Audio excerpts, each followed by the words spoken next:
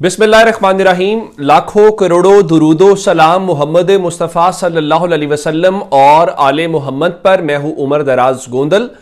सरकारी तौर पे बयानिया यही है कि आपने देखा कि ट्रंप पाकिस्तान को मुबारकबाद दे रहे हैं, आपने देखा कि अमरीकी वज़ीर दिफा मुबारकबाद दे रहे हैं, आप देख रहे हैं कि अमरीकी नेशनल सिक्योरिटी एडवाइजर ने पाकिस्तान के डिप्टी प्राइम मिनिस्टर इसहाक डार को कॉल कर दी है, और आपने देखा कि स्टेट डिपार्टमेंट साउथ एशियन जो उनका डिपार्टमेंट है उनकी तरफ से मुबारकबाद आ गई है। लेकिन इस वक्त जो खबर है वो गैर मामूली खबर है और पाकिस्तान से मुतालिक फैसला है। उसके मुतालिक सिर्फ इतना सा सवाल है कि जिन्होंने भंगड़े डाले, जो जश्न मना रहे थे, जो कह रहे थे जिस तरह पिछले साल फरवरी में कहा गया था साड़ी गाल हो गई है, इसी तरह से हमें कहा गया कि ट्रंप को लेकर भी हमारी बात हो गई है।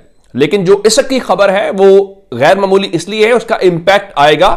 आपकी जो आप दावे करते हैं कि हमारी इन्वेस्टमेंट आएगी, वो गैर मुल्की फलां फलां आ गया है। अब से थोड़ी देर पहले खबर यह है कि अमेरिका ने पाकिस्तान से मुतालिक एक ट्रैवल एडवाइजरी जारी की है, और उस ट्रैवल एडवाइजरी में उन्होंने जो अमेरिकी शहरी हैं उनको पाकिस्तान के हवाले से जो सफर है उससे गुरेज करने या उसके ऊपर नजर सानी करने की तजवीज दी है। इसको इस नजर से सिर्फ मत देखिएगा कि कोई ट्रैवल एडवाइजरी है। होता यह है कि दुनिया जहान के अंदर जब लोग खासकर जिस तरह मल्टीनेशनल कंपनीज हैं या बाकी लोग हैं वो उन ट्रैवल एडवाइजरीज को फॉलो करते हैं और उसकी बुनियाद के ऊपर वो फैसले करते हैं।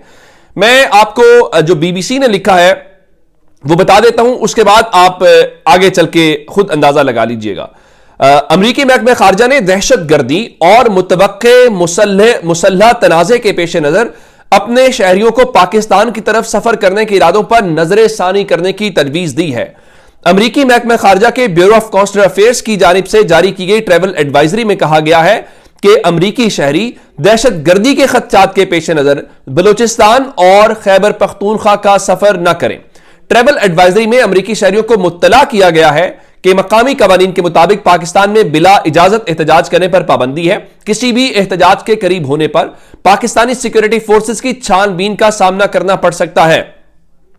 एहतजाजी मुजाहिरों में हिस्सा लेने, सोशल मीडिया पर पाकिस्तानी हुकूमत और फौज और हुकाम के खिलाफ सोशल मीडिया पर तनकीदी मवाद पोस्ट करने पर भी अमरीकी शहरियों को हिरासत में लिया जाता रहा है। अब इस हवाले से आप अंदाजा लगाइए कि इसका इंपैक्ट क्या होगा। अब जो भंगड़े डाल रहे थे, जो हमें बता रहे थे कि सब ठीक है, उनके पास इस सवाल का कोई जवाब है। अभी ये ट्रैवल एडवाइजरी है और रॉयटर्स ने और जो अमेरिकन मीडिया है वो ये बता रहा है कि जो ये अगला हफ्ता है उसमें ये वो कह रहे हैं ना कि शहरियों को, अपने शहरियों को कह रहे हैं कि पाकिस्तान जाने के हवाले से अपने उन इरादों को नजरसानी या रिव्यू करें। वो ये कह रहे हैं कि हम पाकिस्तान और जो अफगानिस्तान के शहरी हैं उनकी अमेरिका में दाखिले के ऊपर भी पाबंदी लगाई जा सकती है, उसका इम्कान मौजूद है, या इस बारे में सदर ट्रंप कोई फैसला कर सकते हैं। जाहिर है वो फैसला होगा तो फिर हमें इल्म होगा कि फैसला क्या हुआ है।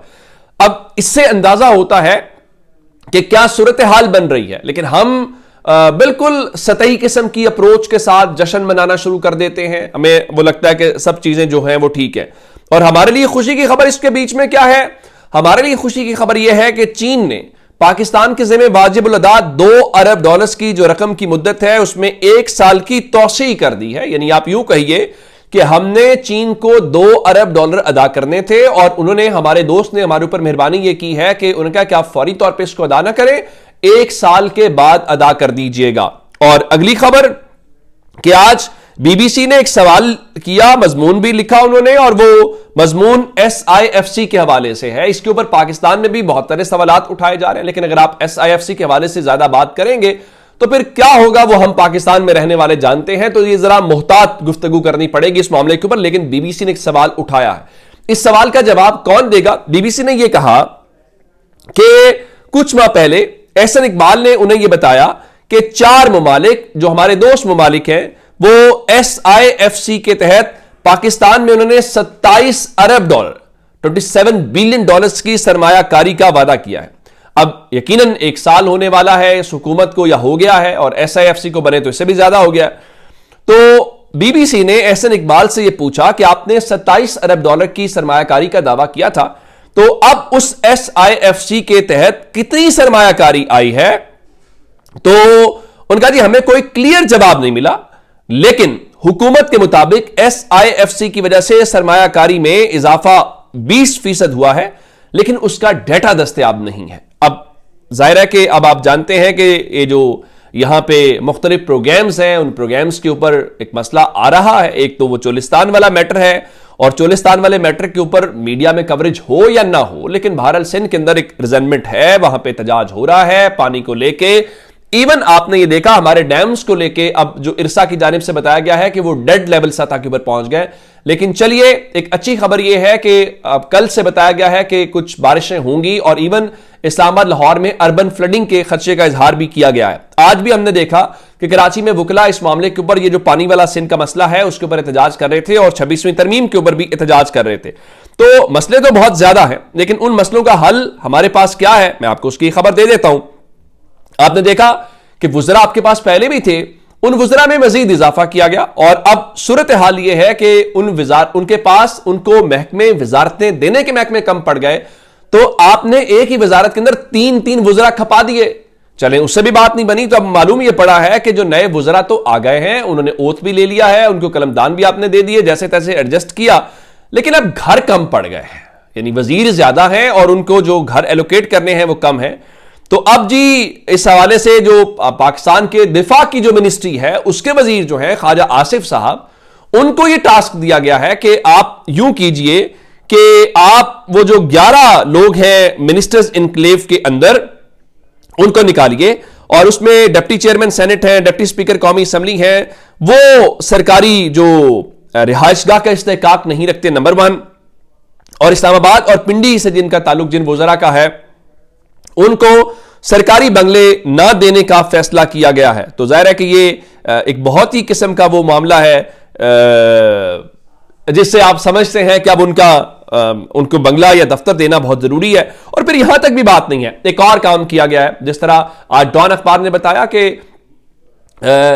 پنجاب حکومت نے پچھلے 1 سال میں 30,000 نوکریاں ختم کی ہیں, جو آپ کو بتایا جاتا ہے سب شاندار ہے. اب دودھ اور شہد کی نہریں بہنا شروع ہو گئی ہیں IMF کی ان شرائط کی بنیاد کے اوپر. اب مزید کیسے چیزوں کو کیا جائے گا کہ اسلام آباد کے اندر ایک اسمبلی بنانے کا, جیسے دلی انڈیا کے اندر ہے, تو بتایا گیا جناب وہ نا ایک اسمبلی ہوگی, اور اسمبلی اپنا لیڈر منتخب کرے گی, اور وہ میئر کہلائے گا, اور پارلیمنٹ سے آپ جو ہے اس کو قانون جو ہے وہ منظور کروایا جائے گا. مجھے یہ بتائیے کہ اس کی کیا ضرورت ہے جب آلریڈی ایک سسٹم وہاں پہ موجود ہے, اور اسلام آباد تو کوئی اتنا بڑا شہر بھی نہیں ہے, یا اس کی کوئی اتنی بڑی آبادی بھی نہیں ہے جس کو آپ یوں کہیے کہ کوئی کروڑوں کا شہر ہے, تو وہاں پہ ہمیں کوئی غیر معمولی قسم کے انتظامات چاہیے. وہاں پہ جو لوکل باڈی کا آلریڈی سٹرکچر موجود ہے اس سٹرکچر کو چلنے دیا جائے, اور اس میں اگر آپ اس کو آپ ناظم کی بجائے اس کو میئر کہنا چاہتے ہیں, چیئرمین کی بجائے میئر کا لفظ آپ کو انگریزی والا پسند ہے, تو وہ کر لیجئے. لیکن اس طرح سے کرنے کا کیا مطلب ہوگا کہ آپ یہ پورے کا پورا بنائیں گے, پھر آپ ان کے ساتھ عملہ تعینات کریں گے, عملے کے ساتھ گاڑیاں ہوں گی, گاڑیوں کے اخراجات ہیں وہ کون ہے. میں آپ کو ایک مثال آج دیتا ہوں. آج بلوچستان کے وزیر اعلیٰ نے انکشاف کیا اور خبر دی جو ہمارے سسٹم کی عکاسی کرتا ہے کہ ہمارے یہاں سسٹم چلتا کیسے ہے. انہوں نے بتایا کہ جو صوبہ بلوچستان ہے اس کے اندر سالانہ 30 کروڑ کی زکوٰۃ کی رقم مستحقین کے اندر تقسیم کی جاتی ہے. اب رقم کتنی ہے؟ 30 کروڑ. لیکن اس 30 کروڑ کو خرچ کرنے کے لیے جو بلوچستان کی حکومت ہے اس کا اپنا 1 ارب 60 کروڑ روپیہ خرچ ہوا. 1 ارب 60 کروڑ روپیہ خرچ ہوا 30 کروڑ کی زکوٰۃ کی رقم تقسیم کرنے کے لیے. یہ ہے نظام پاکستان کے اندر, اور یہ بابو جو چلاتے ہیں اور سب کچھ کرتے ہیں تو ان کے لیے ستہ خیر ہے. اپنا بہت سارا خیال رکھیے گا. خدا حافظ.